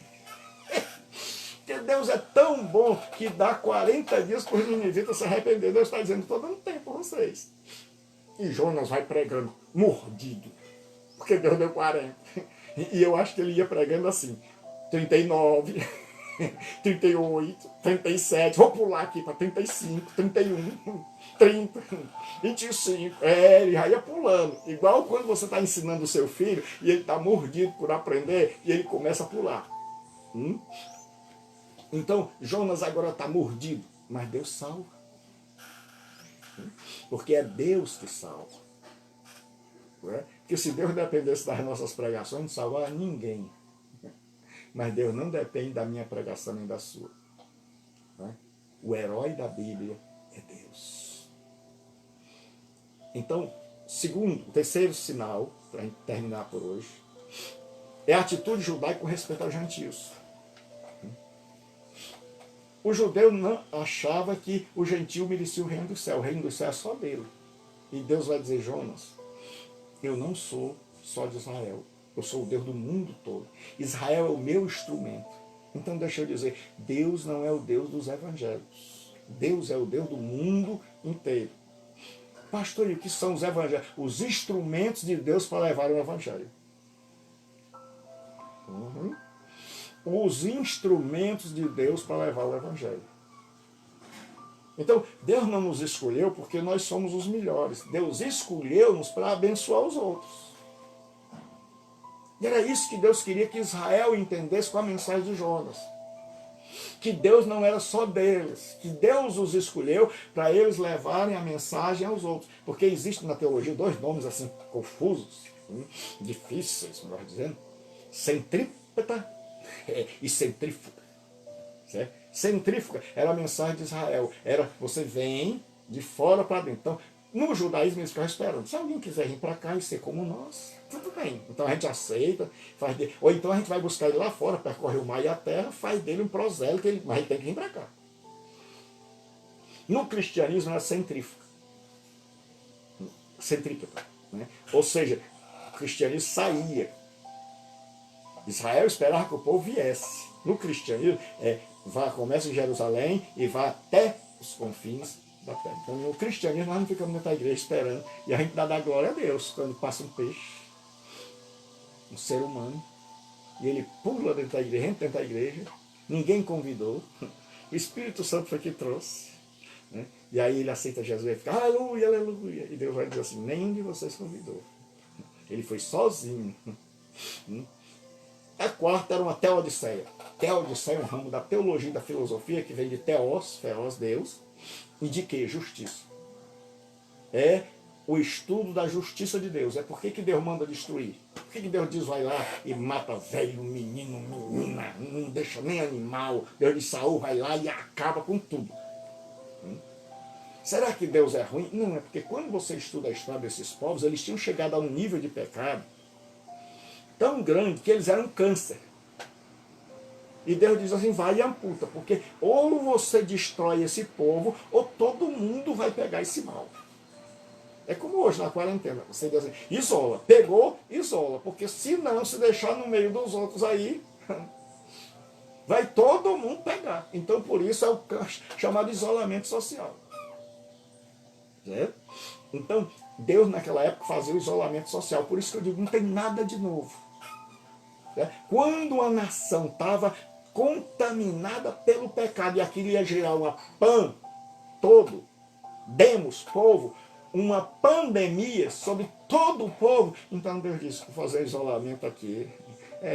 Vai lá, mata velho, velha, menino, nenhum está prestando, estão todos aí envolvidos com homossexualismo, com feitiçaria, com tudo que não presta, todo tipo de erro eles estão, e se eles não forem amputados, vai ser pior, porque eu vou ter que tocar fogo no mundo, e ao invés de tocar fogo no mundo, eu vou tocar fogo em Sodoma e Gomorra, eu vou destruir esses aqui, porque Deus tinha que amputar, é porque Deus tinha duas coisas, ou deixa, e o negócio avacaia de vez, a pandemia toma conta de todo mundo se torna feiticeiro, maligno, diabólico, ou Deus tem que agir, mesmo que doa o coração. Então Deus diz, vai lá e mata, não tenha pena, porque você está amputando. Certo? Em quinto lugar, a compaixão de Deus para com os ignorantes. Deus vai dizer, Jonas, em Israel, você tem compaixão planta. Você não quer que eu tenha compaixão desse povo aí que não sabe discernir entre a mão direita e a mão esquerda, ou seja, não sabe de nada, é um povo completamente ignorante? Sexto, está faltando só um. O cuidado providencial de Deus para com os seus servos. Deus agora também quer ensinar a Jonas e por tabela a Israel. Quer dizer, Jonas, você é um menino. Porque todos nós, irmãos, somos meninos. Nós somos os meninos de Jesus. Que a gente pensa que cresceu, mas que a gente não sabe de nada. E Deus agora vai tratar com Jonas. Porque Jonas é um profeta, mas que só quer profetizar para a nação dele. Mas que não se importa com as outras nações, que não tem a visão missionária. É um povo que se fechou em si. É aquela história, é a minha igreja, eu estou dentro da minha igreja, quem quiser venha para cá, eu vou convidar a pessoa para vir para cá. E no cristianismo não é a pessoa que vem para a igreja, é a igreja que vai a pessoa. Aí por isso que eu combato tanto a ideia de templo ser igreja. Porque desde que no cristianismo, no terceiro século, a igreja católica, a mãe de Constantino, chamada de Helena, que é chamada de Santa Helena, construiu o primeiro templo, que daí ao invés dos cristãos irem atrás das pessoas como Paulo, que saiu, andava noite, dia, apanhava numa cidade, era preso, e de um dia era solto, saía para outra cidade, cada vez Paulo vai para mais longe. Ele vai até os confins da terra e ele está procurando um lugar que ninguém evangelizou. Enquanto isso, os judeus estão tudo indo para o mesmo templo. Todo dia. Queimar, oferecer holocausto, cantar. E Paulo no meio do mundo. E hoje, irmãos, nós estamos assim. A gente está todo dia indo para o templo. Agora tudo atribulado porque não tem o templo e agora está voltando e o pessoal já está descumprindo as regras. Aí daí a pouco o pessoal pode até fechar porque o pessoal descumpre. Ou então vai para lá, volta com corona, aí diz que foi o diabo. Ah, o diabo com raiva, o diabo tá irado. O que foi, mano? Voltei para a igreja, peguei Covid. Não é o diabo não. É o diabo do crente que não respeitou as orientações de saúde. Foi. É a pessoa que fica com a pressão alta, tá morrendo. Aí o médico disse, meu filho, diminua o sal. Aí ele chega em casa e diz, mulher, traz o sal aí ele bota mais sal. Aí ele come batata frita. Aí depois ele tá morrendo. É a pessoa que tem diabetes. É a dançarina do diabo, diabetes. Aí ele tem diabetes. Aí ele come açúcar. E ele dá uma rolô bolo, refrigerante é com ele dá uma rolô culto de aniversário. Aí depois a diabetes está lá em cima, ele está morrendo, os dedos começam a cair. E aí ele está lá. Foi o diabo, não foi o diabo, meu irmão. Não foi o diabo. Foi o diabo da ignorância. Então Deus chega e diz, Jonas, eu vou te mostrar como você com raiva, você chateado, você com a pregação meia boca, eu ainda sou capaz de salvar uma nação. E eu vou ensinar você como nós devemos, como vocês devem se importar com as outras nações, como vocês devem se importar com missão. Porque eu, irmão, durante muito tempo, eu imaginava que a gente tinha que primeiro fazer missão no Brasil, ganhar o Brasil todinho para depois de ganhar o mundo lá fora. Mas eu descobri que nós precisamos ganhar o mundo. Que nós precisamos ganhar o mundo. Que no Brasil já tem igreja de uma de frente para outra. E que nós estamos cada dia abrindo mais, porque a gente cada dia se divide mais. Cada dia tem mais gente querendo ser pastor. Meu irmão, eu acho isso lindo, mas se você quiser ser pastor na África, lá no Oriente Médio, para enfrentar o Estado Islâmico. Mas pastor aqui só para ter o título. Só porque você está com raiva do fulano lá, que é o manda-chuva, fazer uma igreja de frente para outra, na mesma rua, 3, 4, 5 igrejas, você não sabe, você pode até se confundir. Tem igreja ali que eu vou, pregar, e às vezes me confundo, eu tenho que ir direitinho, você tem até que botar o GPS, que o GPS não é, né? Porque senão você entra que é uma igreja do lado da outra. Aí nós achamos que estamos fazendo a obra de Deus. Que obra de Deus, mano? Nós estamos pregando, a maioria tudo é crente, tudo é figurinha carimbada. Né? Poucos são os crentes que dizem assim, pai, ó, vá ver uma pregação ali. Vamos lá. Convida os amigos descrentes para ouvirem. Pai, vamos estudar a Bíblia. Não, estudo de Bíblia é só para crente. Quem foi que disse isso? Em último lugar. Então Deus vai tratar comigo, com você. Então saiba, Deus está tratando comigo, com você. Não pense que Deus trata com os outros. Deus primeiro me ensina. Porque se Deus não tratar comigo, como é que Ele vai me usar para os outros? E sétimo, a necessidade de missionários enviados por Deus às nações. Então o livro de Jonas tem esse propósito, é de mostrar a Israel a necessidade deles saírem da sua zona de conforto e levarem a palavra de Deus. E hoje Deus chama a mim e a você para sairmos da nossa zona de conforto e levarmos a palavra de Deus às nações. Isso foi só a introdução, você imagina o estudo do livro, certo? Então, na semana que vem, no domingo que vem, às 10 horas, se Deus permitir, e vida nós tivermos, nós vamos continuar o estudo do livro de Jonas. E eu creio que só com a introdução, nós ainda não lemos, nem o primeiro capítulo, mas eu creio que você já vai dar uma pensada, assim, uma repensada, e eu convido você a fazer uma avaliação de tudo aquilo que você ouviu. Ouça de novo e veja que tipo de gente nós estamos sendo. Será que nós somos crianças nos cavalinhos assim, dando voltas e mais voltas, tudo felizes, sobe, desce, papai pagando e o papai se alisando e Deus investindo em você e você lá no cavalinho sem nunca crescer? Chega uma hora que você fica tão grande, tão pesado que o cavalo cai, você se esborracha porque ele nunca amadureceu e nem percebeu que estava crescendo. E é por isso que nós temos tanta gente que se esborracha na vida. Porque ele pensa que a igreja é uma eterna brincadeira. É só glória, aleluia. E ele nunca amadurece. Aí um dia, ele nem percebeu que o corpo dele estava crescendo, estava mudando. E aí um dia o cavalinho não aguenta mais. E aí ele diz, 20 anos. Ele faz uma parada. E ele diz, 30 anos, 40 anos, 15 anos de crente. Eu ainda estou aqui. Mesmo se avalie. Veja o quanto você já andou. Faça essa avaliação hoje. Diga assim, meu Deus, será que eu não estou dando volta no Monte Sinai e eu paro no Sinai de novo?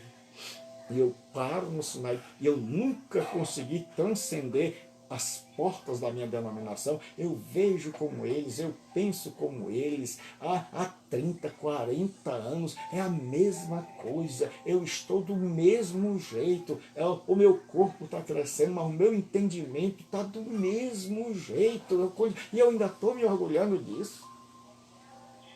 Então, que Deus abençoe, que você possa fazer uma reflexão, que eu possa fazer uma reflexão, que nós possamos ver assim, meu Deus, o livro de Jonas é o tratamento individual de Deus com seus servos. E Deus hoje está querendo tratar comigo e com você. Deus está dizendo, esqueça a vida dos outros. Esquece o pastor, esquece a irmã, o fulano, o beltrano, esquece quem está errado, lembre-se de você. E hoje à noite, às 20 horas e 45 minutos, nós vamos estar falando sobre o triunfo do Evangelho, sobre o racismo. Certo? Então eu espero que você convide pessoas. Né? Pastor, mas não podemos sair pelo celular. Convida aí e diz assim, ó fulano, liga hoje às 20 horas e 45 minutos na comunidade online. Aí você vai lá, pega o link, bota para ele, não tem perigo de errar. Convida um monte de famílias que você conhece, certo? E aí você vai ver. Nós vamos hoje estudar sobre o triunfo do Evangelho sobre o racismo. Que Deus abençoe. Até lá.